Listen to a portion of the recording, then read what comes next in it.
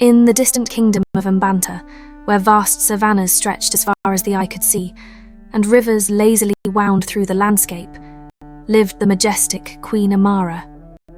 At 35, her dark skin shone like ebony, framed by piercing eyes that seemed to see beyond the soul. Her bearing was imposing and her beauty dazzling, but behind her royal facade hid a heart trapped in a loveless marriage to King Jengo, a robust and authoritarian man of 40. The union had been forced to strengthen ties between kingdoms, but in reality, Amara lived relegated to a secondary role in a harem of 10 other women. Jengo, more interested in political alliances and power than in the well-being of his family, neglected Amara, leaving her without hope of receiving the attention and affection she so longed for. He was frequently absent, involved in state affairs and diplomatic travels, while Amara was trapped in a lonely and oppressive routine. The sparkle of her smile faded day by day, and the queen found solace only in the arms of her son, Prince Jabari, to whom she devoted all her love and dedication. Jabari, a 22-year-old tall and athletic young man, possessed a kind heart and unwavering loyalty to his mother. He grew up listening to stories of ancestors and legends about the guardian spirits that protected the village, told around campfires that lit up the starry nights. He enthusiastically participated in ritual dances and harvest festivals, moments when the community gathered to celebrate the land's abundance and the strength of their bonds. From a young age, Jabari had been educated to value his roots and respect his people's traditions, becoming a young man admired by everyone in the village. Mbanta was a picturesque village where life pulsed to the rhythm of drums and the aroma of spices permeated the air.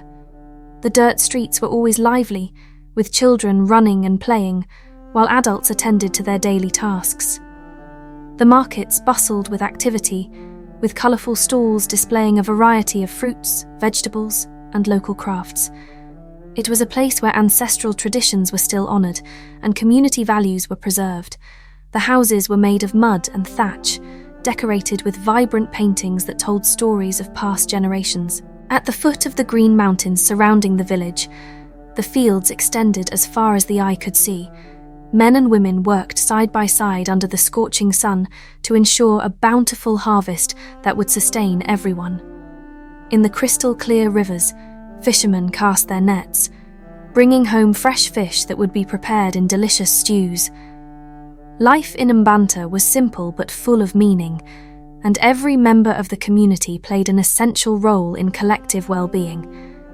It was at one of these harvest festivals that Jabari met Nia, a 20-year-old young woman who captured his heart with her radiant beauty and sweet manner. Nia was known in the village for her cooking skills and impeccable reputation as a decent and hard-working person. Her curls framed a delicate face and a smile that lit up even the darkest days. Her presence emanated contagious energy, and her laughter was like music to Jabari's ears. The two fell madly in love. Jabari was enchanted by Nia's sweetness and wisdom, while she felt safe and loved in the strong arms of the prince. They spent hours talking about their dreams and aspirations, planning a future together. Meetings by the river became their refuge, where they could surrender to love without the pressures of the royal court. They dreamed of a simple life, away from the intrigues and responsibilities imposed by royalty. However, the news of the romance was not well received by Queen Amara. Blinded by jealousy and fear of losing control over her son, she disapproved of all of Jabari's suitors, seeing them as threats to her dominion. Tension in the royal family reached its peak when Jabari decided to bring Nia to meet his mother, hoping to gain her blessing for marriage. Amara, skilled in the art of dissimulation, she saw her son's happiness as a betrayal, an affront to her maternal authority.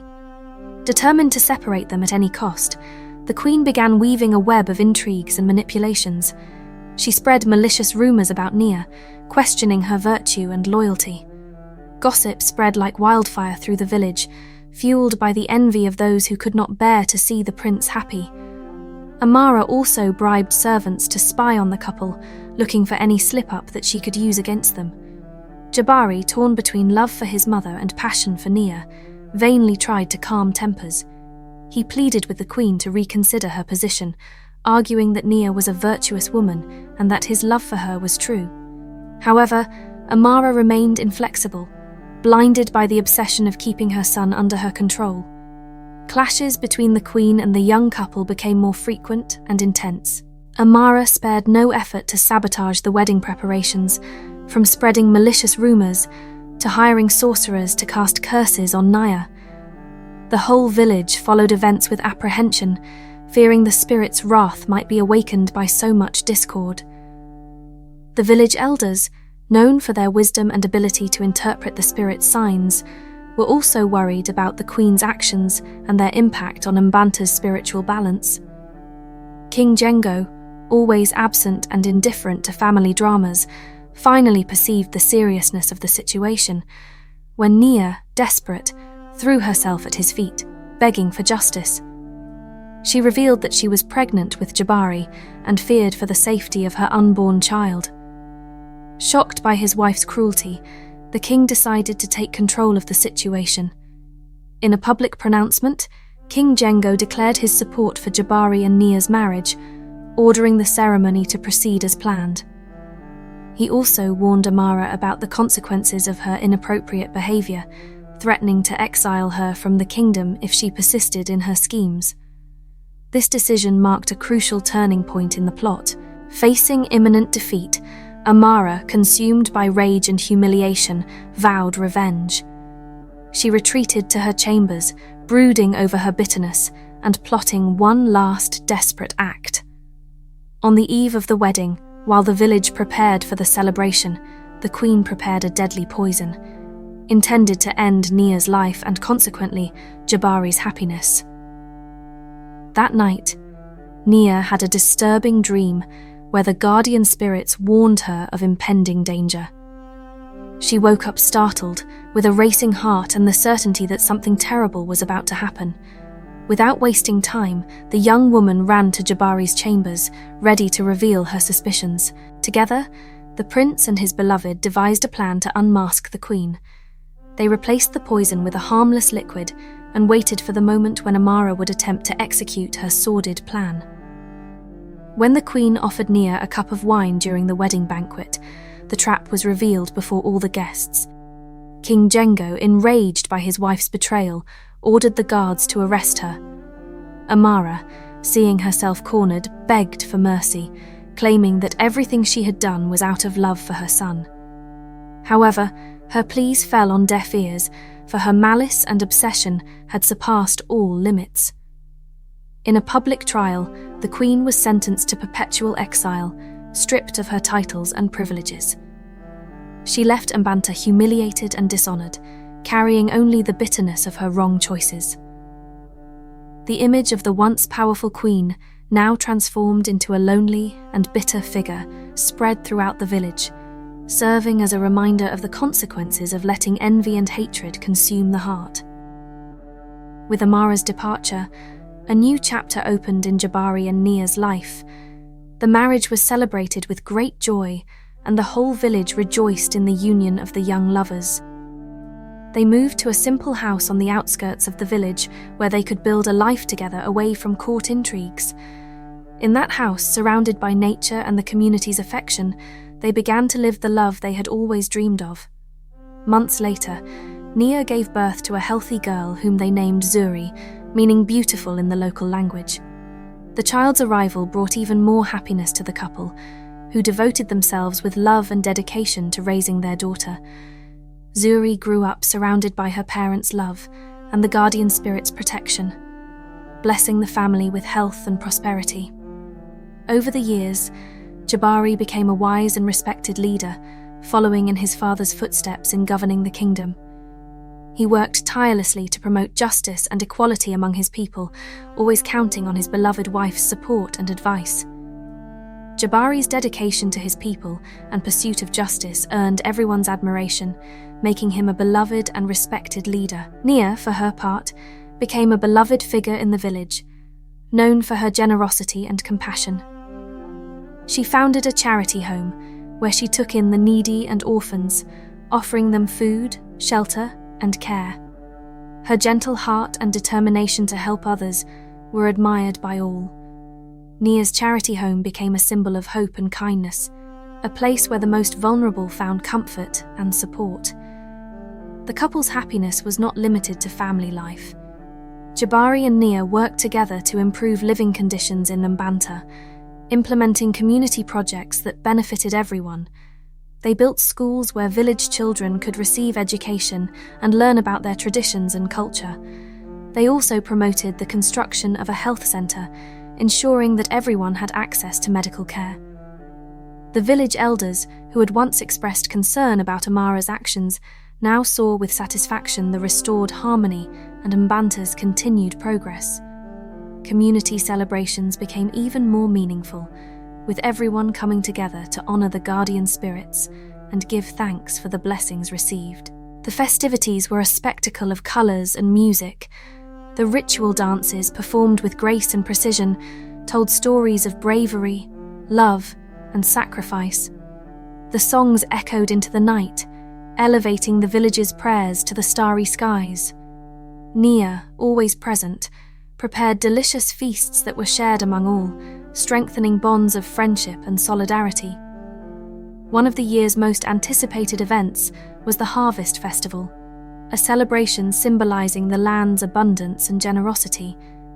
During the festival, the village came alive with joy, featuring traditional food stalls, cultural performances, and friendly competitions.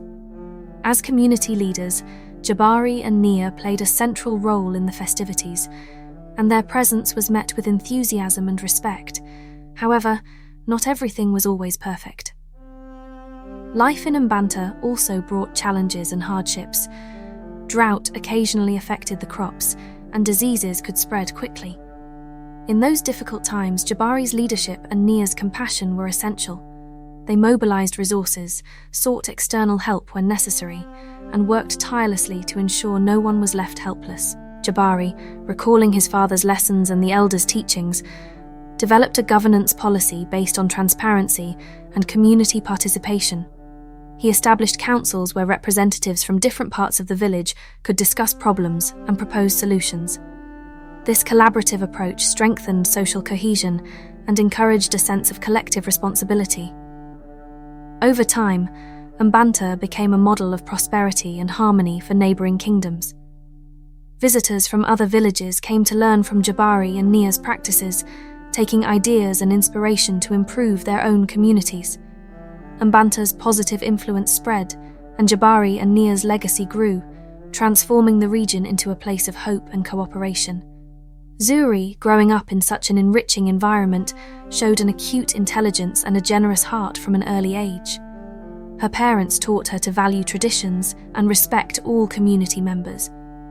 She participated in celebrations and helped at the charity home, learning from her parents' example the true meaning of leadership and service. When Zuri reached adolescence, she showed interest in following her mother's footsteps, dedicating herself to the welfare of the needy. She initiated her own projects, focused on girls' education and preserving Mbanta's cultural traditions. Her enthusiasm and determination quickly gained recognition, and Zuri became a young leader admired by all. Meanwhile, Amara's exile was not without challenges. She wandered through distant lands, facing difficulties she had never imagined. Loneliness and remorse became her constant companions. Gradually, Amara began to reflect on her actions and the pain she had caused. In a moment of clarity, she decided to seek redemption, dedicating herself to helping others in remote villages. Although she could never return to Mbanta, Amara found a way to redeem herself, offering her knowledge and skills to improve the lives of people wherever she went. Her name became synonymous with repentance and transformation, and her story was told as a lesson about the dangers of envy and hatred. Back in Mbanta, life continued to thrive. Jabari and Nia, now parents of a young leader on the rise, saw with pride the fruits of their love and dedication. Zuri, inspired by her parents' values, prepared to take on even greater responsibilities, carrying forward the legacy of justice and compassion that Jabari and Nia had built. The years passed, and Mbanta flourished like never before. The village became a centre of culture and learning, attracting people from all over to share knowledge and celebrate life. Ancestral traditions were honored and innovations were welcomed, creating a harmonious balance between past and future. On starry nights around the campfires, the elders continued to tell stories of the guardian spirits and the generations that shaped the village. The children, with eyes shining with curiosity, listened attentively, absorbing lessons of bravery, love, and sacrifice. Among these stories, the saga of Jabari and Nia stood out as an eternal example of how true love can overcome any obstacle. Jabari, now a respected elder, often reflected on the paths life had presented to him. He saw his family's story as a cycle of learning and growth, where each generation contributed to the next generation's well-being. Nia, always by his side, shared those moments of reflection, both aware that their love had not only transformed their own lives, but had also profoundly impacted the community they loved so much. Zuri, as she assumed her position as a leader, brought a renewed vision for Mbanta. She introduced sustainable practices in agriculture, ensuring the preservation of natural resources for future generations. She also promoted cultural exchange programs, strengthening ties with neighboring kingdoms and encouraging peace and cooperation. The village of Mbanta, under Zuri's inspired leadership, became a beacon of hope and progress. The children grew up confident they could achieve their dreams, and the adults worked with a renewed sense of purpose. The stories of the guardian spirits continued to be told, not just as an echo of the past, but as a living force guiding present actions. Thus, the saga of Amara, Jabari, Nia, and Zuri perpetuated, a narrative rich in emotions, lessons, and achievements. Each character, with their imperfections and virtues, contributed to weaving Mbanta's story, leaving a legacy that would continue to inspire future generations. And in every corner of the village, where the sound of drums and the aroma of spices permeated the air, the essence of love, redemption, and hope flourished incessantly, as an eternal reminder that, even in the most adverse circumstances, true love can prevail.